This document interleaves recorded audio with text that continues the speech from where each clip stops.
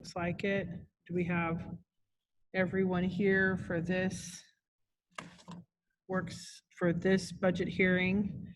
Does the commission, let's see, we've got, this is our aging services group for our budget hearing on that, and the agencies involved in this hearing are the JAAA. I think we may need to move over Susan. Daviana, if you could do that for us, Susan Harris with JAAA. We've got Megan Poindexter with Senior Resource Center, Scott Creaky and Stephanie Wilson with Trinity In-Home Services. And those are our three agencies for this section. Just to update this group, welcome to online Zoom budget hearings. Please be gentle with us as we work through this process. For those of you that I think even Stephanie, you were here with us last year. Were you part of the conversation? Okay. So just as a broad overview, what we try to do is bring together community partner providers that work in a particular area. So this is our aging services group. We have 45 minutes for our conversation here today, which can really be well-rounded. Doesn't have to just focus on your supplemental request or your specific budget. Just is really an opportunity for all of us to check in on how things are going in the aging services world in Douglas County here right in this time. And then I will try to make sure that we have time at the end to specifically talk about the supplemental request from Trinity. So I still feel like we can do this in 45 minutes. So if I don't think we'll have probably a problem with that, or we can push things back a little. So I don't know if anybody has any opening comments they'd like to say, but I'm comfortable just turning it over to our community partners.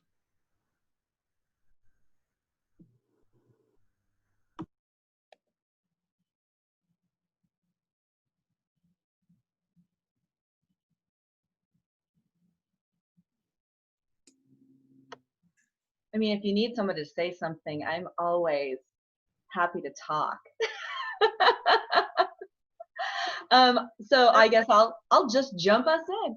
So Senior Resource Center is really happy that we've got two of our community partners here with us again this year, and knowing the stability and the sustainability of these two organizations is always very important to the Senior Resource Center, as they are two of the organizations to which we refer a lot of our seniors that come through our door. And so I guess that's I'll just kick off with just giving a round of appreciation to our community partners here in JAAA and Trinity. I know, so the Senior Resource Center, of course, is living a really odd existence right now with our gorgeously renovated, very nearly empty center right now. And the positive for that is that because of the transitions that we've recently gone through, the staff adopted pretty quickly into being able to work with people over the phone. I've shared with many of you this already, that being able to shift towards doing phone-based services and referrals and work has actually gone quite well. And so, 3/4 of really what we want to be doing as an organization, we have been able to continue doing during the time of COVID. But of course, all of our group type activities are on hold, and we're like everybody. If I could tell you when we could restart them, I'd be very popular because everyone would want to know how I know that. But we've been able to do some of our groups virtually, and we've had a lot of seniors who have been able to learn how to do some of this virtual work based on the need to do it with us. And so hopefully that continues to enhance their lives. Additionally, we are putting out a survey in our newsletter that goes out tomorrow, which will be a restarting or a reopening type of survey for feedback on when our seniors going to be comfortable and interested in re-engaging in person. And that's information that I hope we get lots and lots of people taking the survey, so then I can also share some of that feedback with the rest of you who are thinking about people in the 60, 65 and over category, and hopefully that's beneficial. But our intent is that as soon as we're able to do it safely, that we'll resume our other activities within the building. And but in the meantime, we've been really pleased with how effective we've been able to continue being these past many months. The days run together. I don't even know if I know how long it's been anymore. So I'll stop there. Well, I'll go next if that's okay with everybody. And I know a lot of you probably don't know me, but I'm Stephanie Wilson. I'm the current president of Trinity In-Home Care. And Scott Cricky is here with me today, and he is our interim executive director. Since the last time we all got together, we have lost our executive director. Unfortunately, she went on to greener pastures closer to home. And but we do have a new executive director that we have hired, and she's going to be starting in mid-July. I'm really excited about that, and I think she's going to be great. Her name is Debbie Deer. So I know a lot of you already know a lot about Trinity In-Home Care. I think maybe the best thing for me to talk about is kind of what's happened since the pandemic and how that has affected us. You know, for a while, I thought that we were going to be able to be okay. One of the nice things about the services that we provide is they're fairly isolated. They're not, you know, gathering people in large groups. And we did okay until the month of May. May was pretty bad. And I think this month is going to be quite bad too. What we've had is a lot of the people who private pay decide that they don't want our services right now. They're afraid. You know, I think a lot of things are happening, like people, you know, children are laid off from work and decide they'll take care of mom and dad, so that seems safer. And so I think there's a lot of that going on. But unfortunately, we really rely on that private pay to help us provide Medicaid services. So our Medicaid services hasn't dropped much at all, which I think is pretty telling about just how necessary the services are that we provide, because we're the only agency that provides Medicaid services for in-home care, for long-term in-home care, or agency directed at least. And so, you know, that I think we're down $1,200 from our budgeted amount for the year for Medicaid services. So those have stayed pretty steady. And so, yeah, I think that's pretty telling. You know, I think that most people, especially right now, you know, without us, are going to, you know, some of them are going to have to go to a nursing home where they're not going to be as safe. So, you know, we lost like $35,000 last month, and I think this month is going to be just as bad. You guys increased the amount that you allotted it to us last year. You doubled it and gave us an extra $30,000. We really appreciated that. We were able to use it all for budget increases. It went to everyone, got it across the board rate increase, which was great. It wasn't enough. You know, we were still not able to pay people what they're worth, but I think it helped a lot. And so our requests for this year was all made based on pre-pandemic information. But, you know, as we stand here right now, you know, our goal for a long time has been to save up at least 3 months of expenses. And we never really got there. And so now we're kind of at the point where I mean, we have a line of credit. I think we may have to tap into it maybe as early as next month. I don't know, but so we're not in great shape. But yeah, Scott, if you are there, I can't see you, but do you have anything to add to that? Hi, everyone. First of all, I'm super excited about a new director. Not just because I don't love doing 2 jobs at the same time, but I think she's really going to be a great asset. Also want to give a shout out to Megan. Megan's been tremendously helpful to Trinity and home care during this transition. Not only did she provide space for interviews, she provided guidance. She was on the selection committee. I'm always grateful for Megan. And I think that's reflective of our community in lots of ways. So many people help when necessary. I think that's a value of Trinity. People see the value of Trinity. I'm getting teary-eyed. I don't know why. Anyway, I guess just a reflective time. I would echo the comments about COVID impact.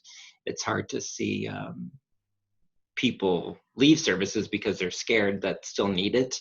I know we're part of the aging group here, but we serve more than just the aging community. We serve the disability community, which is also having a hard impact right now and needs services. It's such a, social services is such a tumultuous endeavor in the state of Kansas. It's even more difficult now. And just as an employer and also as a service provider, it's just challenging. I thank the commission for all their support through the years and your encouragement. So anyway, I will stop talking.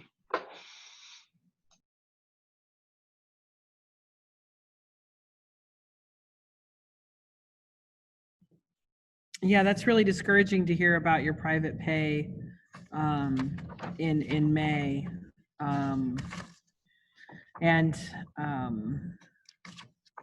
Yeah, I mean, is that the kind of feedback you're getting from clients? I mean, is just that they're just concerned about risk? Yeah, it's kind of what Stephanie said. There's multiple factors, but one is risk. You know, I don't want my grandmother to die, or I don't want my mom to die of someone stranger coming in the house. There's also the unemployed aspect. People who are privately paying lost their jobs. So they want to take and support their family members during that time. Some of our folks have ended up in the hospital, not COVID related, but other illness related. I think it's a stressful time, so that could contribute to it. But those are some of the reasons. What percentage of your budget was private pay? Do you know roughly? I think, Stephanie, were you going to answer that? I was going to take well, I know that last year our Medicaid services were about 65%. We have some other services that we provide too. So I would guess about 40% of our revenue for services provided is private pay. So it sounds like the goal now is not about building up a 3-month reserve fund, but actually trying to just keep your doors open. Yeah. I mean, it's because if you're talking about you're beginning to use your line, start using your line of credit, that sounds very serious. That's a serious move. So how large is your line of credit? I mean, how long could you go on that if nothing changed? This is new enough that, you know, I don't know for sure. We have an $80,000 line of credit, and that is tied to the building that we own outright. Ideas that I have been tossing around in my head, and this is not, you know, this is just me. We really haven't discussed it as a group yet, is perhaps we sell the building and live on those proceeds for a while. But I think that line of credit eats up most of that. So the line of credit is probably about all we have. And so, you know, if we're losing $35,000 a month, if that continues, I mean, it's not going to be sustainable, but for 2.5 months. So it's not good. So, you know, and we, unfortunately, I don't know of a lot of ways we can cut anything else. We are such a small organization. We have an executive director, and then we have 3 admin staff, and they are all the people that run the organization. I mean, other than the board and everything else. But the rest of, you know, we have about, I don't know how many workers we have now, but historically it's been about 150, you know, workers that go out. That's less now, or at least, you know, they're not working as much now, a lot of them because they don't want to. But, you know, trying to figure out how you cut when you have already cut so much, you know, we're going to have some hard decisions to make in the very near future. So. Thank you. That's really valuable information, and I'm just so sorry for the stressful moment you're in. That's really rough. Sorry. You know, I don't know. I guess I'm just sort of brainstorming here. Jill, or has Trinity, with staffing, it's been hard for you guys to get spread real thin, but I think particularly once we have your new director engaged, like having them be an active part of our human service coalition. And because I know that you are relied upon by a lot of agencies and referred to by a lot of agencies. And I think them understanding your situation and where you're at, and might be helpful to give them kind of an update as to where you are in that. Jill, is there some way we can kind of make that happen? Sure. Yeah. No, absolutely.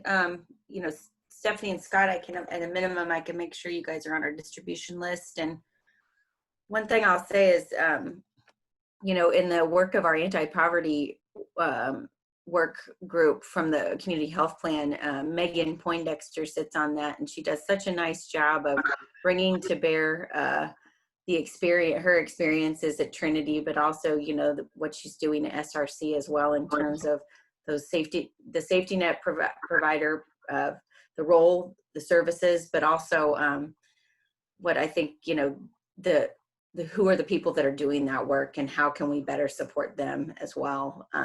So we're trying to weave the perspective of their organization in a couple of ways, but we can definitely get more intentional about it.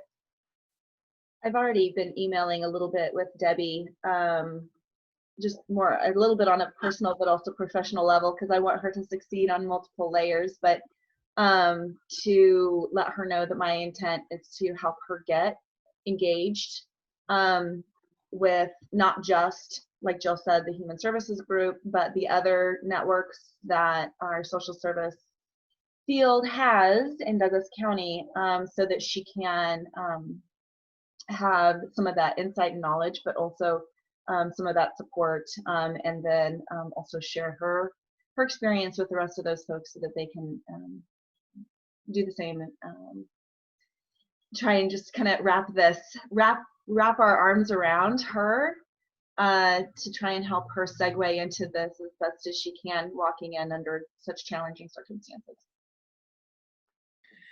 And the other thing I would add, and I know, like you said, that selling your building is not necessarily a great long-term solution.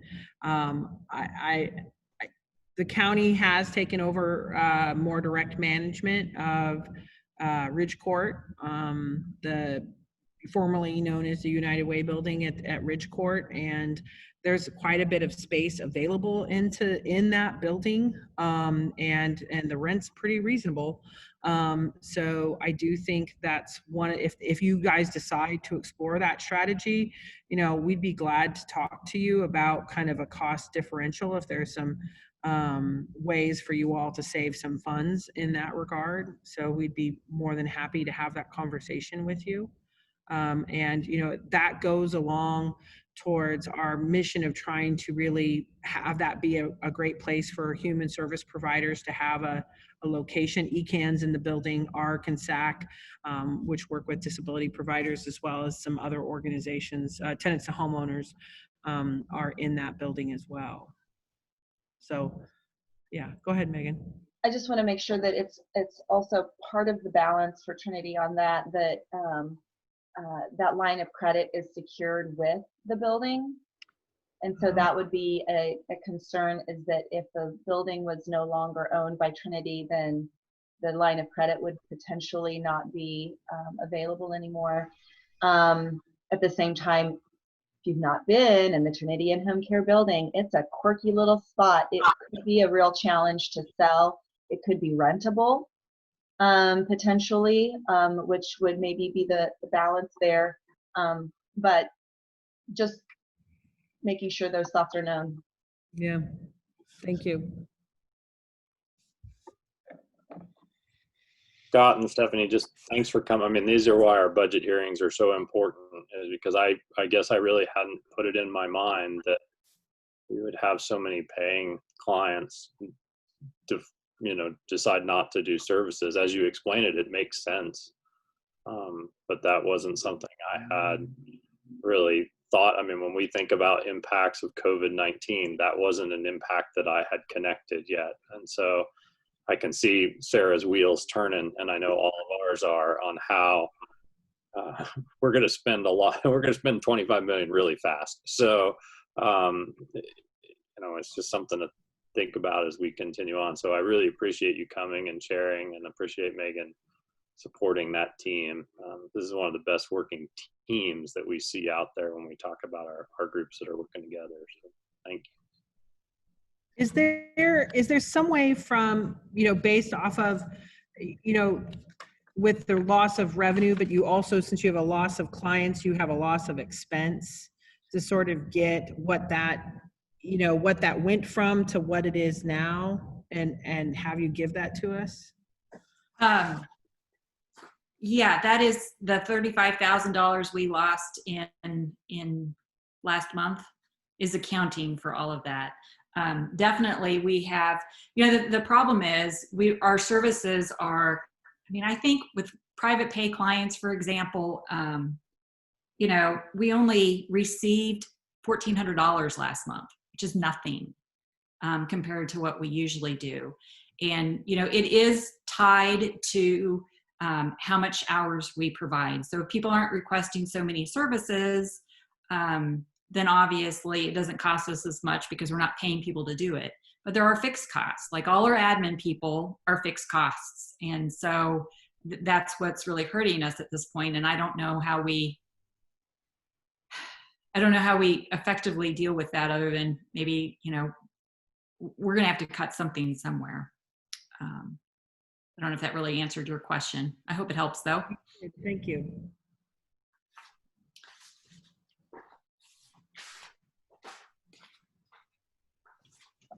Well, this is Susan Harris. I'm driving. I'm almost back to my office, and I was cutting in and out. But to give you quick updates of kind of what's happening with Jayhawk is we are actually seeing similar to what Trinity, as far as the in-home care part of our services we do under the Older Americans Act is in-home care. And of course, we contract with Trinity and other home health agencies, but we are seeing that same sort of response of, I think we'll just hold back on getting the care we need. My family can help me out right now because I don't want to take that risk of having somebody potentially come in and infect me or my mother or my grandmother. So we're seeing a similar, as far as just people declining the service at this point. We're also seeing a decline in the use of our CHAMPS program, which I guess could be construed as a good thing. People are taking heed and staying home and not getting out and about as much, but we have not had as many meals being served under CHAMPS since COVID started. And actually before COVID, when the Hy-Vee on 6th Street closed, that was our largest provider of meals over in Douglas County. So meal numbers did go down quite significantly when that Hy-Vee closed.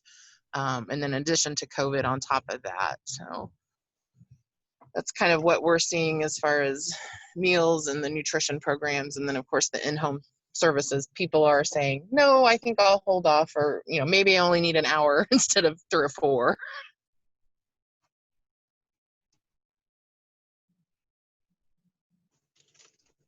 Well, we are coming close to our time to start our infrastructure session. Are there other questions on the request or any other additional follow-up items we want to talk about? I just have hopefully a super quick question for Susan. So losing that largest feeding site from the Hy-Vee that closed, is there an effort underway or plans to find one of the other grocery stores to relocate that program, or is the sense that that's just not a program that will continue through this? No, it's definitely a program that will continue. We do have it in the other Hy-Vee store and the Dillon stores, so it is still there in Douglas County. It just happened to be that Hy-Vee was the favorite. We Okay. are actively looking for new restaurants and new places to have Champs meals. The difficulty we run into with that is it has to meet the federal dietary guidelines. So oftentimes we're asking a restaurant to change a recipe or something so it can meet the, amount of salt or whatever dietary federal guidelines there are. And then in addition to that, the meal has to meet a price point that's affordable for the Older Americans Act federally funded services too. So that's kind of a struggle that we've had all along with finding restaurants.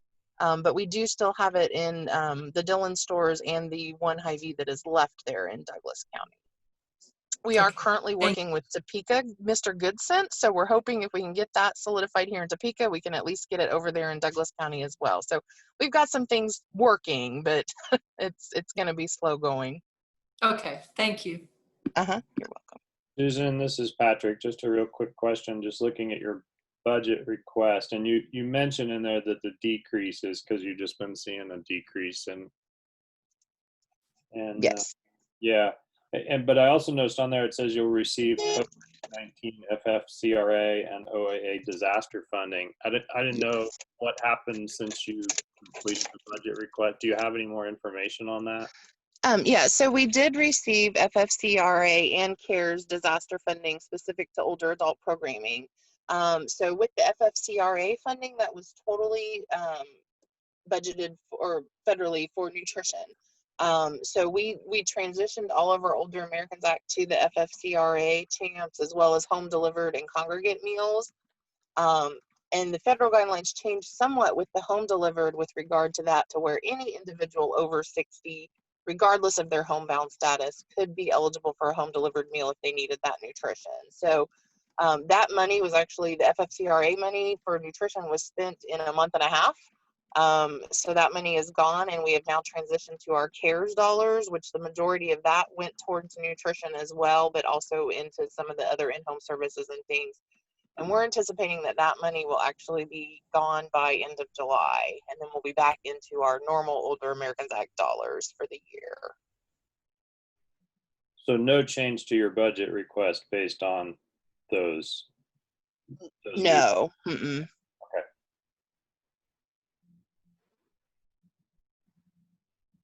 Okay, thanks.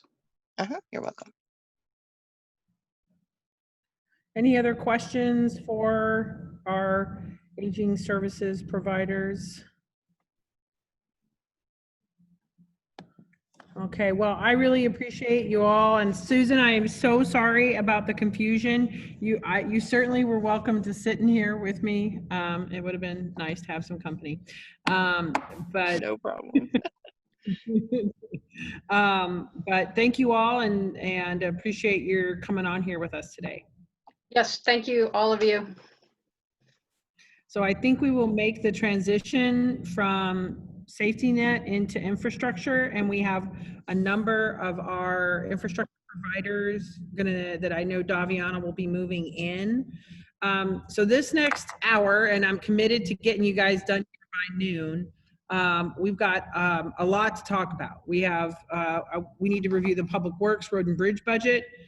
Zoning and Codes has an update, and they have a supplemental request for us to talk about. And then I also want to talk about our CIP. With that, for our CIP, we've, in addition to who we've already asked, I've asked David Sparks, and Brooke Sauer has really done a ton of work on managing the accounting for our CIP, at least on the facilities side. So she is here as well. And Tony Foster and Jeremy. Tony, remind me Jeremy's last name. You're on mute. Jeremy Rabb. Yeah, and Jeremy is our new Assistant Director in Emergency Communications Center to talk about a request that they have. So I'll let everybody kind of get moved over. And I think it might be best, unless somebody has concerns, to start with Public Works and talk through Public Works and the Road and Bridge budget and those things, and then we can transition to zoning and codes and then wrap up with CIP. Does that work for you guys? Like Chad, does that work for you? Yep. Okay. So there's a couple things with the road and bridge budget. that I want to make sure commissioners are aware of. We had and Cammie, please feel free to jump in here too. So I think the first place to start with the road and bridge budget is gas tax. We were anticipating that there would be a reduction in gas tax revenues received in 2020 from what we had budgeted based off of what we've seen with the pandemic. And Cammie, can you I'm flipping to that section budget, and for commissioners, for you, I think the best place to probably see that is under the budget request line item detail under the road and bridge budget, which should start on page 82. And Cammie, maybe you can kind of talk through how we change those projections in your conversations with Chad and Keith. Yeah, so Keith kind of did the reaching out and checking with other municipalities to see what they were doing in the state, because we would never anticipate gas tax to completely stop like it did without a pandemic. So we really didn't have anything to go off of to know what to estimate had happened to the gas taxes. So the best information he could get from the best recommendation he got was to check the, I listed this in the road and bridge narrative. So hold on while I pull it up.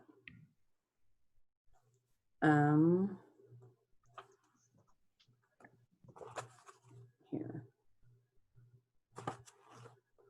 I just want to put this in front of my face while I talk about it. I'm flipping to it too. Okay.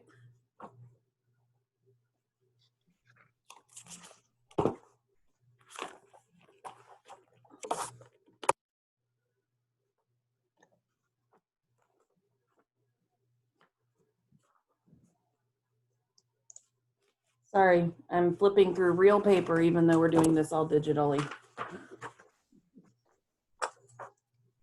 So the best information he got was to check onto the U.S. Energy and Information Administration website, which gives you outlooks on the consumption of gas. And they had information that it was down 33% from 2019, and for the second quarter of the year, and then for the third and fourth quarters, the remaining of the year, that it would be down 15%, and then for 2021 to take it down for that year an additional 5%. And that's a lot of percentages all over the place, but what it comes down to is still anticipating some decline for the rest of the year. And so our numbers have been pretty steady. We've adopted budgets that are rather conservative, but you will notice that those numbers have declined, and road and bridge is the only fund this money goes into. So they take the entire hit of anything that happens to this gas tax. Yeah, and as the commission can see on page 82, we've traditionally, we budgeted 1.8 million. I think that actually for 2020, I think that was actually an increase. If you go back and look at 2019, we were probably a little lower than that. But we've always been receiving close, even 2019, our totals were well above that. We've always been conservative on how we've estimated this. But I think kind of what I'm afraid of is the slight uptick in our budget on it to 1.8 and sort of planning on that amount right before we saw a decrease. And then I want to transition into a conversation about fund balance in the road and bridge fund and mill levy. The one advantage you have by having a county administrator who's been here for a few budget cycles is that, we had a lot of conversations before the tax lid. I kind of talk about the budget pre-tax lid and how we used to put things together pre-tax lid. And then there have been changes since the tax lid, but we've also not really always adjusted well after the tax lid on some things. And I would say pre-tax lid, you know, we would move money, what I would say mill levy authority from different budgeted funds around quite a bit and get to the same bottom line. But we had a lot more flexibility to sort of say, hey, Road and Bridge needs it this year, let's up their mill levy. Or they have this fund has a lot of fund balance, so let's spend some of it down and lower their mill levy that's needed elsewhere. And so we used to modify mill levies between funds quite a bit. And we've gone back with Public Works and done a lot of digging, and I really appreciate Chad and Laura for really helping us dig into this pretty deeply this year on what happened to that mill levy. And what we really noticed is that the year before we put the tax lid into place, we lowered the mill levy on Road and Bridge because their fund balance numbers were so high and we were able to use it other places. And I think now in hindsight, that lower, and I'm gonna call it artificially low mill levy on Road and Bridge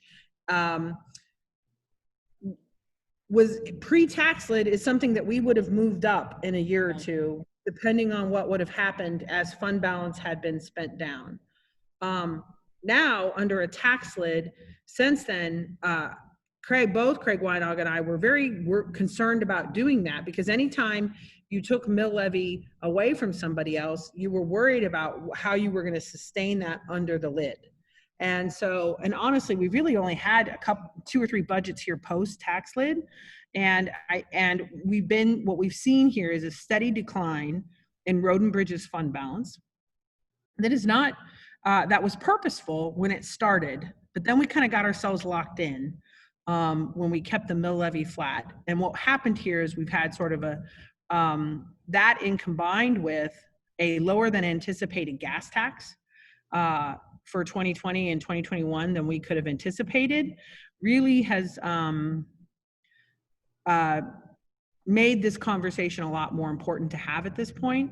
The fund balance that you have set up, that we have set up for Fund 201, which is Road and Bridge for 2021, is 10%.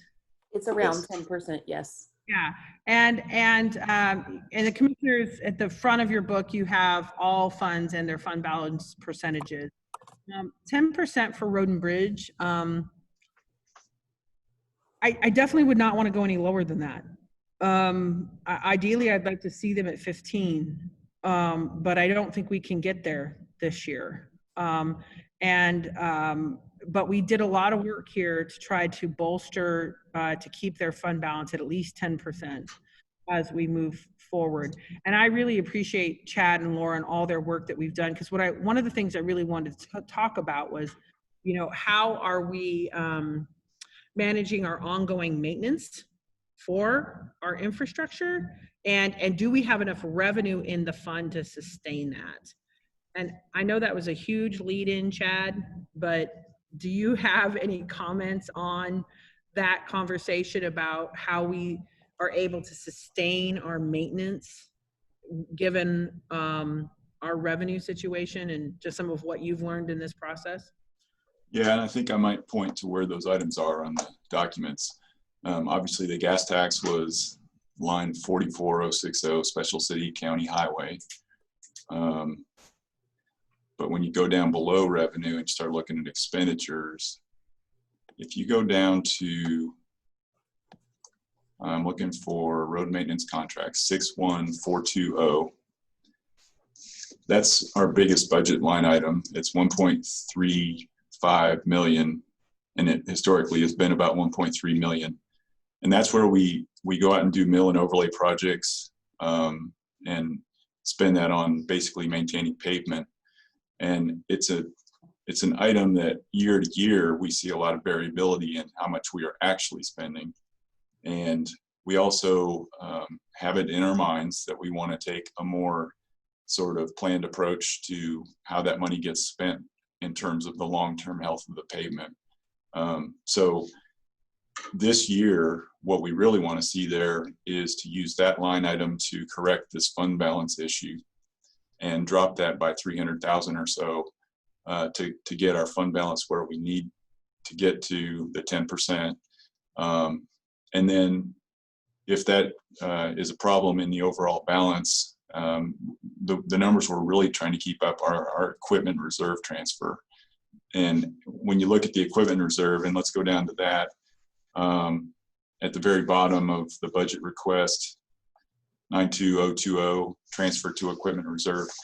The number we want to see there for 2021 is 675,000. And for 2020, we want to see 625. And the reason for that is that over the next 4 years, we're going to spend $4 million on equipment replacements. And so we're carrying a balance in our equipment reserve right now around 2 million, but those repeated deposits of 625 and now 675 that we're asking, those are what allow us to do those major equipment purchases. We want to get a paver, we want to get an excavator both next year, and we wouldn't be able to do that without a fund balance in there. So that's an important line to us in terms of how we're looking at our budget. Let's go up to line 75005. It's BM2, which is base mix asphalt.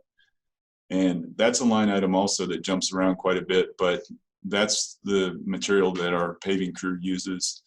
And we want to keep that healthy at 555,000. I'll point out that in the 2020 re-estimated, it's 375. That's not something we want, but that's where we're getting money right now to make up for purchasing salt. We've had 2 winters in a row that have been very hard on us. If we go to the salt item down there, just a few lines at 75035. This year's salt purchase, we're showing about 375,000. In the next week or two, we'll finalize that, and we think it might be slightly less than that, but that's certainly higher than normal. And so we're doing some things to jump around and try to keep that fund balance healthy. But again, I pointed out first that road maintenance contracts line. That's where I think we want to use steal some money from that to get things balanced.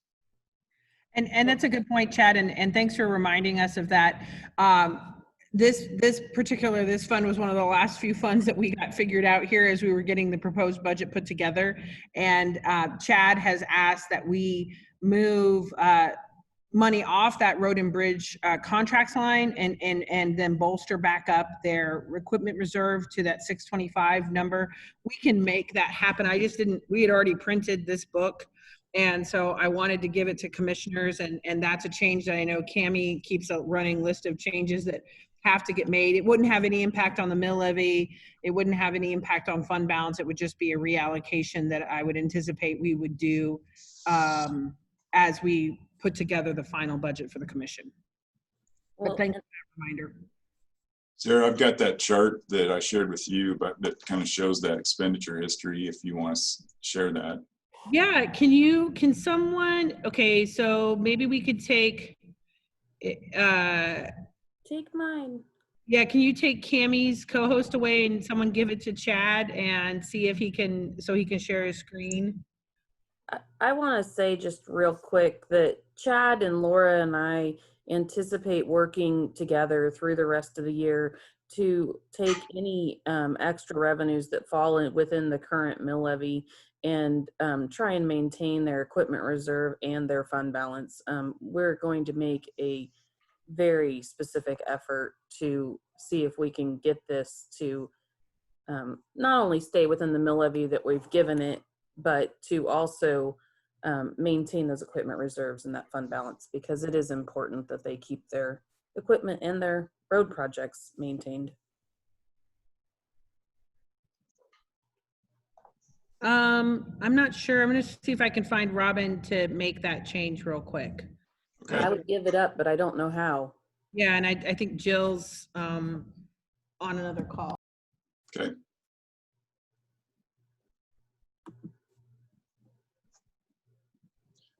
And we're focused here on Fund 201. There are the 2 other, the fleet and the parks funds that we could talk a little bit about. In fleet, we're showing adding 1 position in 2021, a new mechanic.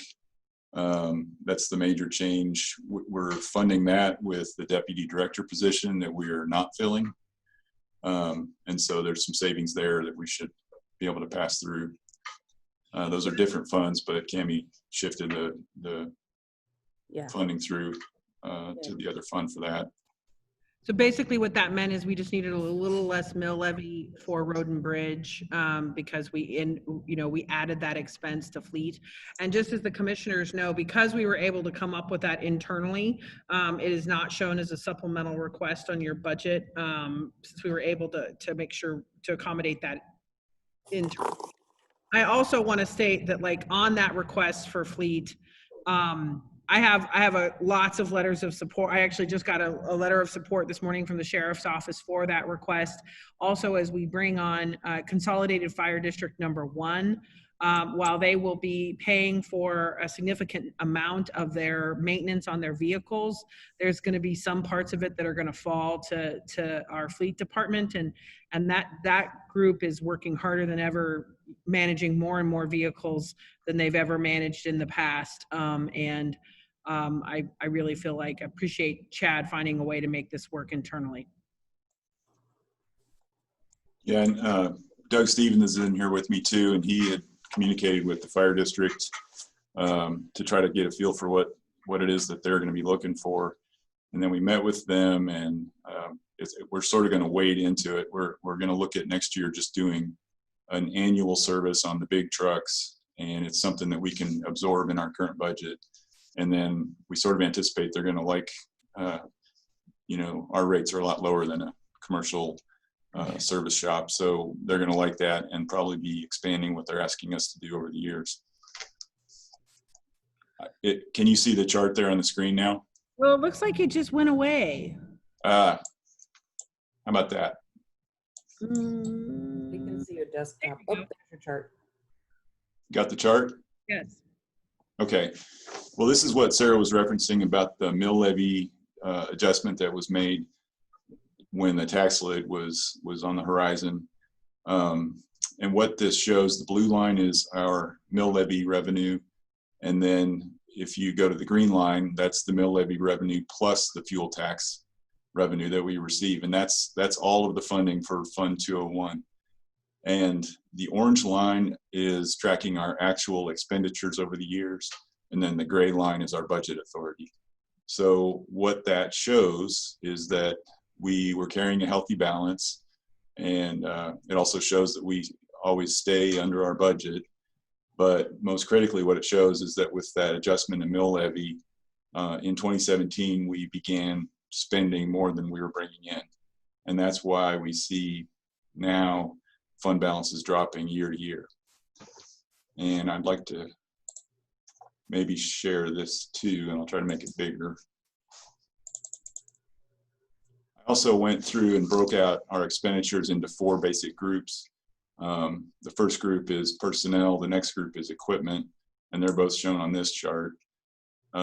This is a plot of budget versus actual. Actual is below budget in all of these cases. So personnel equipment is fairly consistent, and that equipment plot includes that transfer to equipment reserve. And then if we go down to, and so then the remainder of the road and bridge budget is here, and this is maintenance and operations is what I'm calling it. And the reason that I really wanted to share this, that lower line there, it's not the kind of dollar amounts the others are, but these are weather related expenses. And so we've had 2 hard winters plus the tornado, and we have seen a couple $100,000 shift there in our fund balance just from that. And then the other key kind of component here is that the budget for the asphalt is dropping right here, corresponding to an increase for salt right there.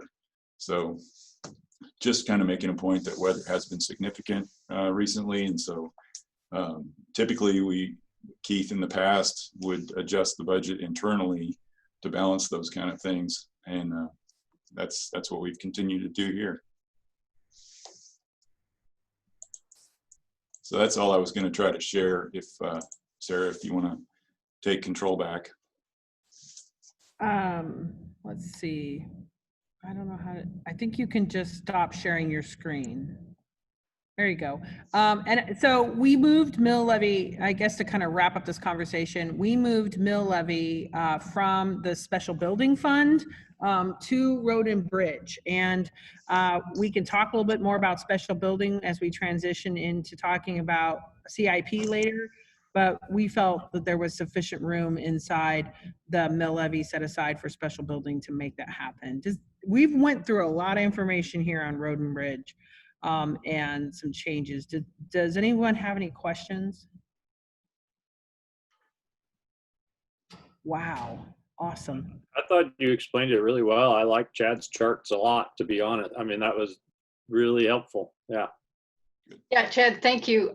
Your charts were great, and I appreciate you giving me the line numbers on everything you were talking about. It made it very easy for me to find, so thank you. Okay, great. Yeah, and Sarah, more line numbers. We like line numbers. We can okay. talk Yeah. about. When we start talking about departments, we start talking about line numbers. So Chad's our first department in that regard. So, well, if there are no other questions on road and bridge, I'd like to give a little bit of time to zoning and codes to talk about how things are going and to talk a little bit about their supplemental request. Commissioners, in your packet, it is represented on tab 5. And with that, Tina and Tanya together, I'll turn it over to Tina and Tanya to talk about their request. You're on mute, guys. Sorry about that. There we go. The supplemental request, was all obviously discussed and talked about prior to all of the COVID situation and the budgetary kind of chaos that everyone's in. So we wanted to kind of keep it on the docket just so we can talk about it, explain it, show a possible need and necessity, whether that's this year or in the future. What we have proposed is a planner position. And mostly, we're a joint city-county planning office. And the city planning office does do a lot of contractual planning work for our office. They do conditional use permits, site plans, and rezones. But I think where we have a gap in our office is that the zoning and code side does a ton of planning. We review all of those conditional use permits, rezones, site plans. We actually meet the applicants with the planner at the planning office to be able to walk through and provide a county perspective. That's something that wasn't done in the past. We provide comments that are from a county perspective on whatever the proposed use is. Our office is also, we do agricultural exemption permits with site plans. We do agritourism processing. We do home-based business processing. We do special events and temporary business use permits. And those all involve site plans and planning. And so we, even though I think sometimes there's some confusion that the joint city-county planning office is doing all of the planning, that's just really not the case. They just do some components. We also, with the new zoning regulations, we're looking at right now an urban growth area for Eudora and an urban growth area for Baldwin City. If those urban growth areas are agreed to and adopted, those would allow subdivision type development within their urban growth areas, which would include, additional planning, additional plan review, additional building permits, and additional resources on staff. We just with our new zoning regulation changes, we are now reviewing, we really are getting our foot in the door so that the county is more involved in what's actually happening out in the county. We're reviewing a lot of surveys that we weren't reviewing before. We're guiding landowners on what surveys are necessary and who that's reviewed by, and then we're signing off on those surveys. A part of our surveys, we're offering a service which allows an agricultural preservation agreement for a property owner to split down to a smaller size, and then they put the remainder of their land in an agricultural preservation agreement. We're also administering all of that paperwork, making sure that paperwork is filed with the Register of Deeds, making sure that we have a GIS layer created so that we can track that. We're working on the LISA, the land evaluation system tool for rezones. That's something that really takes some planner initiative and time. And often our office is so busy taking care of the day-to-day and everything that's rolling in that really long-term and long-range planning is really missed in our office. Because there just isn't the resources in this office to be able to really focus on that kind of long-term planning and where the county wants to be long-term. We have talked a lot about open space, and everyone seems really excited. When we went through the zoning regulations, we had a ton of public comment about why don't we have an open space program? When are we going to have an open space program? What's that going to look like? Is that going to be agricultural, agricultural protections, or is that going to provide recreational paths and parks and trails for bikers? And we don't have enough of that. And so, something that we would really like to be super involved in would be the creation of that open space process. We deal with land use all day, every day. And being a part of a program that's voluntary, that has really positive influence on the community and provides a really great service to the community is something that we long-term wise would like to be able to push planning efforts in that direction. We've proved that we can do it through the zoning regulation process. We did not consult the zoning regulations out. So we weren't paying consulting fees. We were able to accomplish those in-house. We were able to write them, go through the public process, do public meetings, and we would like, if we were able to have a planner that would be able to work on that, and really dive into it and put a lot of effort towards it, we would save a lot on consulting fees and kind of farming that stuff out, which is, a lot of times when you don't have the resources, you have to farm out. And so that's just, we feel a great need for it. I cover a large percentage of the planning, but I'm not able to really dive in time-wise either to really give my attention and really help build something from the ground up because we're so busy in the day-to-day. So it's just something that we've recognized we have a gap in. We're understandable if it's not something that's attainable this year, but we kind of want to keep talking about it. And as we build up the county office and kind of build up what we're capable of doing, it really just helps set up the office for success, in the future and long term. If one person decides, that they, are going to move on to a different position, that we're more well-rounded and well-covered, that way that, that the staff doesn't feel such a huge impact. Because all of a sudden you've lost this resource that just you can't get back. And we feel that, and the reason I'm saying that is we feel that with Judy Stone. Judy Stone was in our office for 30 years. She really was doing a ton of planning work, even though she was an administrative assistant. And so because she had just been with the office so long, she did all of the property research. When someone would email or call, we get, 20 or 30 of these a day saying, is my lot buildable? What can I do with my lot? Can I put, an accessory dwelling unit on my lot? And all that kind of research in properties is really time consuming, because sometimes we have to trace it all the way back to the time the zoning regulations were adopted in the 60s. So when you're tracing deeds back that far, it's really time consuming.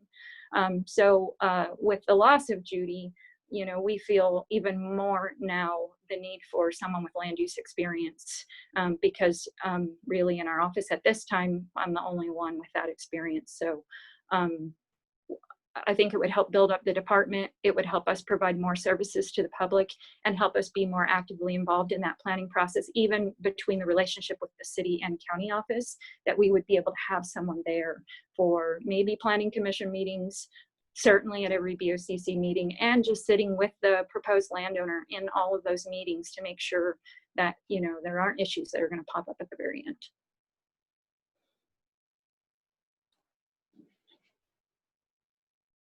Any questions for Tanya on the supplemental? Okay. I know Tina and Tanya have been really busy during this pandemic. I think it's a good sign that building has not really slowed, but it's also been really challenging. So I appreciate you guys persevering. Well, I just want to add, kind of watching, especially on the ag side, ag tourism, all the special new things we're doing for ag and kind of preparing for open space work, that Tanya's leadership in kind of doubling down on all the work over the last year or two. I mean, everything that's been done, all the progress that's been made has been largely due to just kind of Herculean effort on Tanya's part and Tina, and so grateful for that. And it's just absolutely clear that you desperately need this position. And so I think I appreciate that you're making that very clear to us, and keep that in mind as we talk through this process. So thanks a lot, Tanya. Thank you. Okay, if the commissioners don't have any questions on the supplemental, we can transition to the CIP. And I know we have less than a half hour left. And so if at the end of this, if we want more conversation about the CIP, we have time at the end of our hearings that we can bring it back for further conversation. So just I don't want commissioners to feel like they're cramped into a half hour if that's all we need. But I'd like maybe to have Chad, maybe you and your team could kind of kick off the road and bridge section of it and kind of walk commissioners through it. Commissioners, there's a tab behind your narrative cover sheets. So between the blue and purple tabs, the big blue and purple plastic tabs, there's one for CIP facilities and CIP public works. And we largely divide these two up into those two categories. So, and I, like, in case Chad doesn't do it, like Laura Glass and Brooke Sauer, their work on this to keep this straight. I can speak from personal experience as to how difficult it is. So I really, really appreciate their work in managing hundreds of projects and keeping us straight in that regard. So Chad, do you want to take it from here? You're muted. Okay, I'm not muted now. Okay, maybe it'd just be good to highlight some projects. Can you see that report there? Okay. Chad, can you blow that up a little bit? Yes.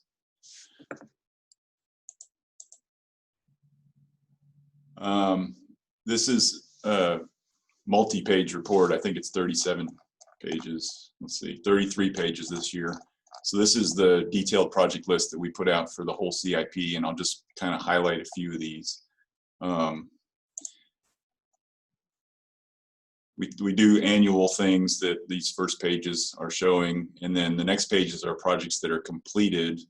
One of the things we haven't done well in the past is to show, 3 years ago we asked if we could do this project, and then we never show it to you after it's done. But so we're trying to do more of that. There's the Route 458 project you're real familiar with out south of Clinton Lake. This is a good one that shows up a before and after picture of a bridge replacement. It's a fairly typical kind of project that we have done frequently. The old bridge has, beams that are not quite as strong as they need to be. It's got rails that are too close to the road. It has insufficient guardrail. The new bridge eliminates all of those issues. They don't look dramatically different from each other, but they certainly perform a lot differently. And it's kind of fun to see that change before and after in the field. We've got some road projects, obviously, that we've talked at length about. There's another bridge replacement that we did. You may remember Lone Star Dam needed some work, and that's complete.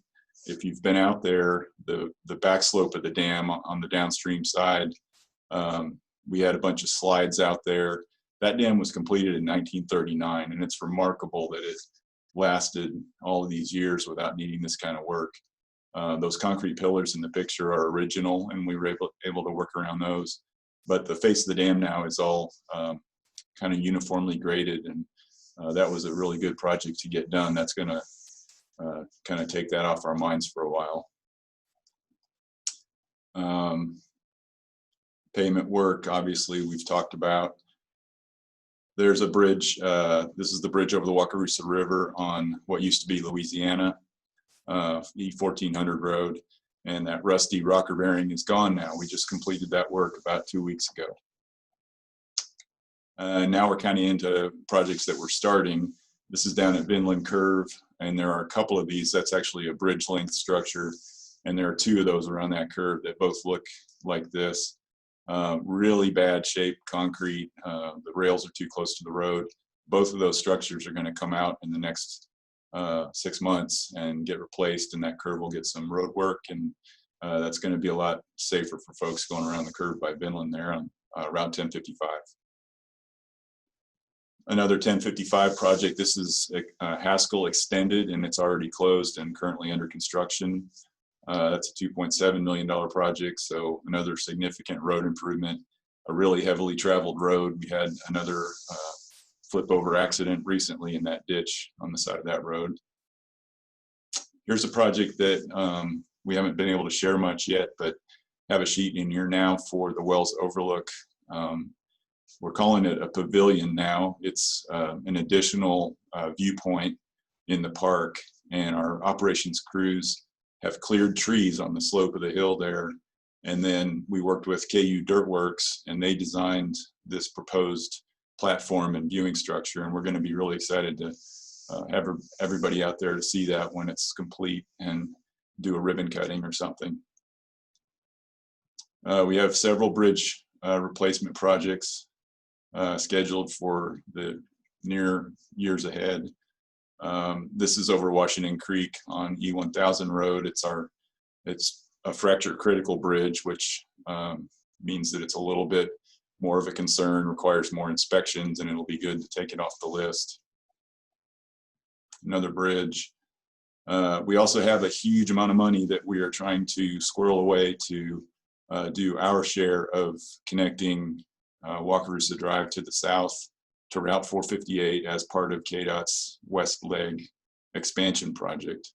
And that's just a continual conversation on our side with KDOT and the city and Parks and Rec, and we're all trying to partner to make sure that that area is corrected as soon as possible with all of the issues that we have out there.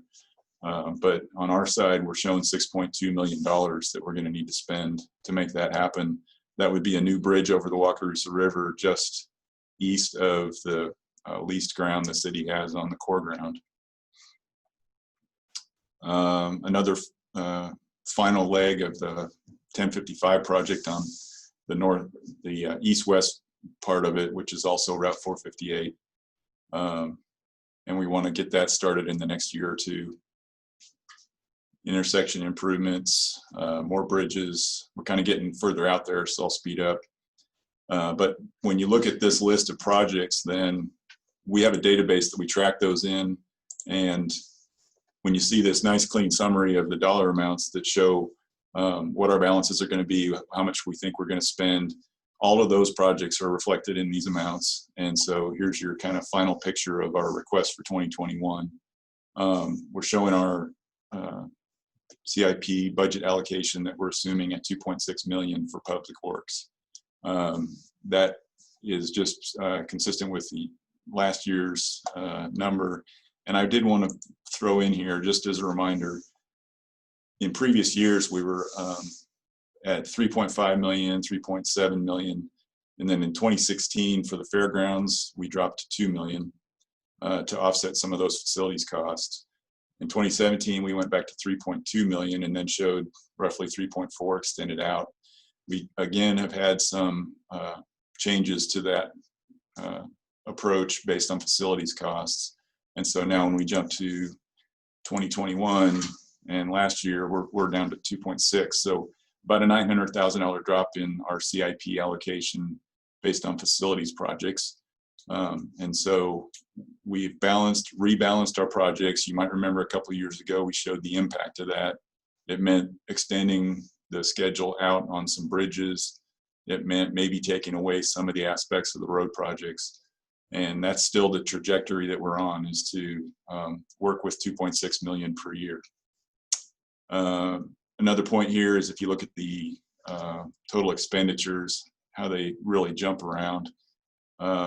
We think we're going to spend 700 or 7 million this year and 4 million next year. You know, those really shift around, but the point is it's really good to have those consistent allocations to float that balance and work on cash rather than, you know, a bonded situation or something like that. So truly appreciate that we're able to do that, and that support has been there. Sarah, do you have anything else while I still have these up that you want to add to that?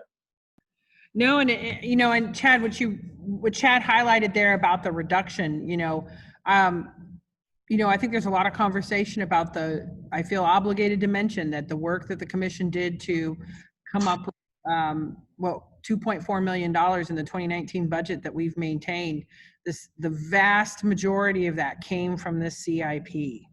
And it really had a very minimal impact on the rest of the budget other than CIP.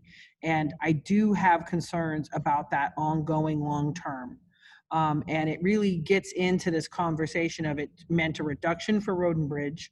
I think we still aren't completely sure what the impact of that is ongoing. It's something that I'd like us to continue to work on internally as to how we examine that and how we're able to determine that.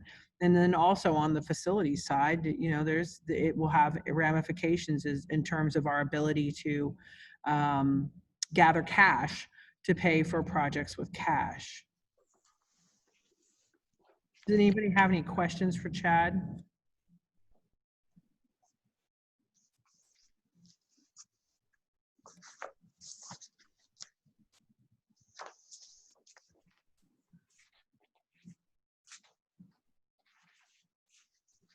No questions? Okay, so then I want to talk just briefly about the facility side of the budget, and I do want to make sure we get done on time.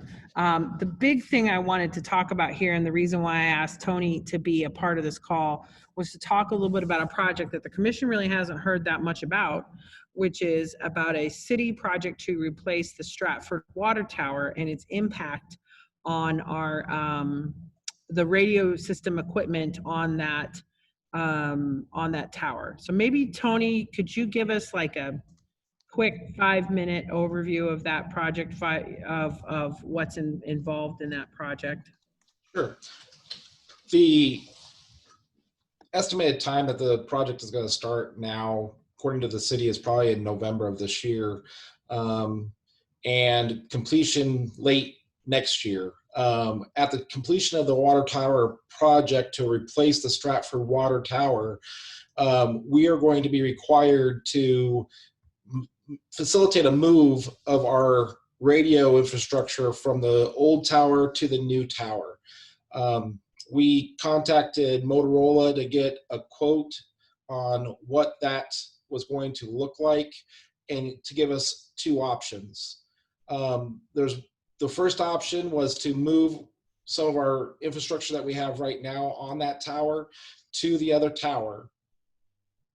With that move, we would have to either lose or degrade the system for 2 to 5 days to be able to facilitate that move, with the possibility of bringing the state of Kansas's communications on wheels into our area to help bolster our radio signal throughout the city, so we don't lose radio connectivity for the city of Lawrence and Grant Township.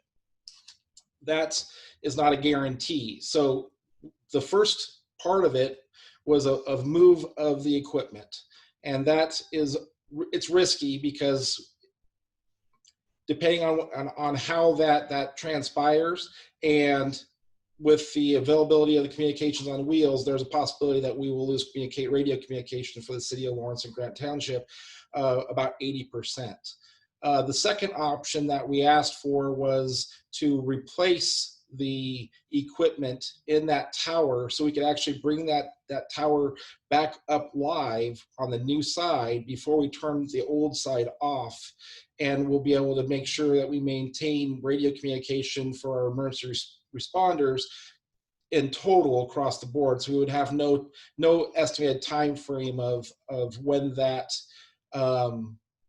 of a downtime. So we would maintain radio coverage during the move to the new tower. There's significant budgetary differences between the two. The first budgetary with the move on the mainly it's going to be some infrastructure and mostly labor and coordination is $537,212. On the second option with all new equipment and the better transition is $953,994. So in a nutshell, that's kind of the scenario that we're in. And unfortunately, I wish we had a little bit more leadway to give you an idea this was happening, but unfortunately we didn't hear about this project until late last year. And we didn't get the quote until a couple of weeks ago. Yes, yeah, to follow up on what Tony said, this was a project that the county was made aware of late last year. So it was not included in our CIP conversations last year. With traditionally, when it comes to capital for emergency communications, we have been able to enter into a cost sharing arrangement with the city of Lawrence. I'm certainly going to be able to do that. Don't know, but we have not been able to have that conversation yet. That actually, Tony finding out that they're planning on starting it this November is an update for us in terms of that. So that's a conversation I can have with the city manager about the city's cost sharing in this move with us. So I have not specifically allocated funds in the 2020 or 2021 CIP for this project yet, but there are sufficient funds under the contingency line that could accommodate the county's portion of this request. And I know that this was just a small tease of information, and my anticipation is the commission would like a more in-depth conversation with our other emergency service providers that would be impacted by this. And that's certainly something that Tony and I could arrange for later this summer.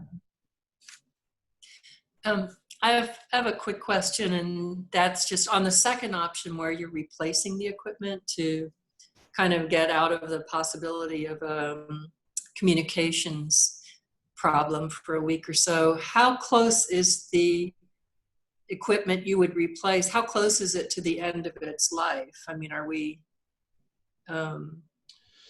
nearing needing to replace it anyway, or is this just?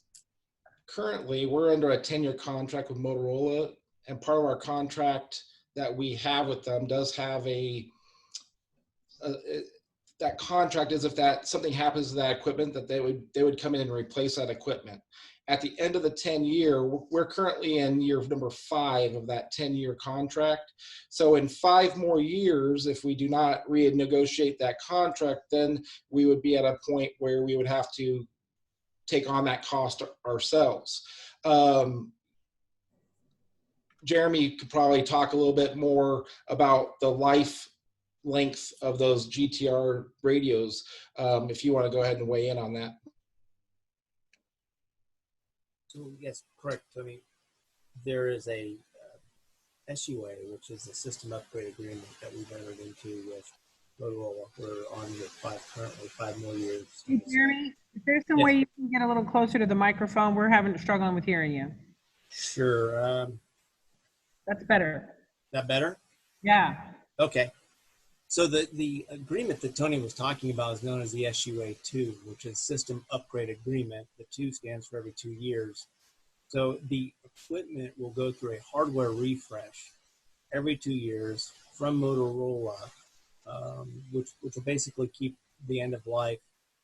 You know, it won't be an issue as long as we maintain an SUA with Motorola as what we call an add-on with the state, which Douglas County is. We are an add-on. It is a requirement that we maintain the SUA, regardless of whatever course we go down the road in the future with maintenance and so forth. An SUA will have to be maintained on file. So in theory, the end-of-life equipment, for the most part, will not be an issue for us. There will be various parts and pieces to the system that are not covered in the SUA that we'll have to address. But when it comes to dollars, that's not going to be a big piece of the puzzle. So does that current contract carry with that old equipment if it's moved to the new tower? I mean, does it just continue as usual? That's correct. Okay.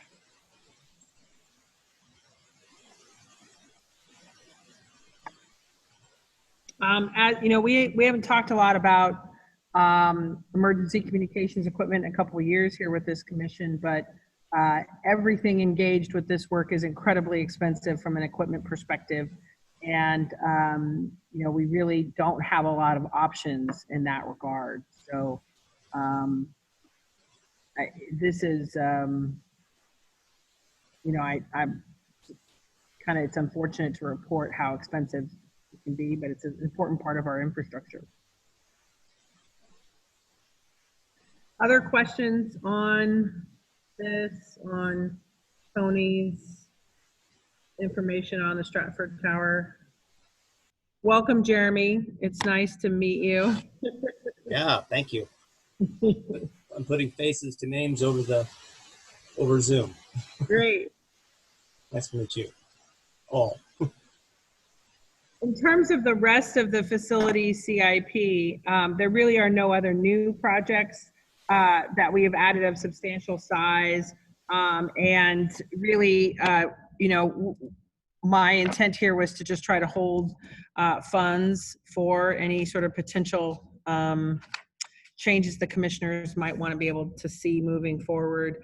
I think we want to give some time here to talk about how all of our jail expansion conversations are going to lay out, and then have further conversations about how to activate our CIP.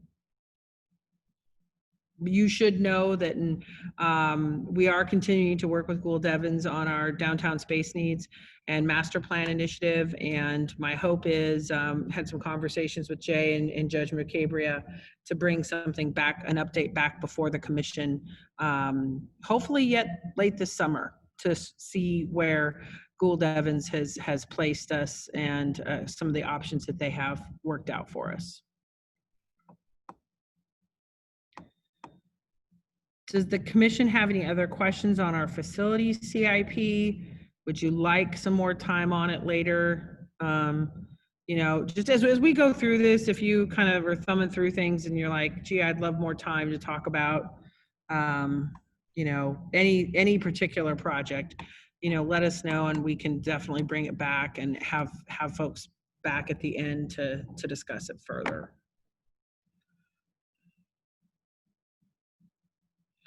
Okay, go ahead, Commissioner I was Kelly. just gonna say, no, I'm okay for right now. Yeah, I don't have anything more. Okay, well, we are approaching the end of our first day of budget hearings over Zoom. Tomorrow we start off with youth services, 8 outside community partner agencies, including Van Gogh, CASA, Children's Shelter, Legal Aid, and then a supplemental request for a Children's Advocacy Center. And then Pam with Criminal Justice Services will also be a part of that conversation as well. And then we have Land and Animal Services, and then we're going to sneak in LDCFM. We had a conflict with their time on the rest of the emergency service providers, so we're sneaking them in tomorrow. and then economic development. Any questions from the commission before we wrap things up for the day? Nope. Thank you, everybody. Well, thank you, commissioners, and we will be up here tomorrow morning at 9. See you then. Sounds great. Thanks. Thank you.